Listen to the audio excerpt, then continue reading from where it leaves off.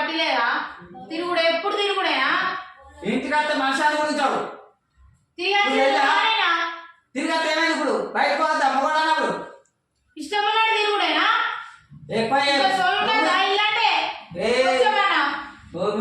నడు ఇవే తగ్గించుకుంటే మంచిది.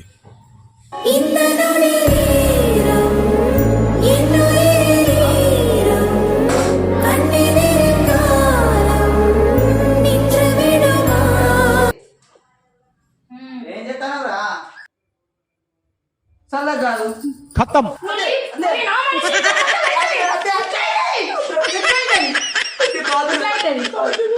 ఎట్లయితది కాదు పిచ్చిరా మెంటల్ వేసిందా నీకు నా మనసు ఎట్లా చల్లగా అవుతుంది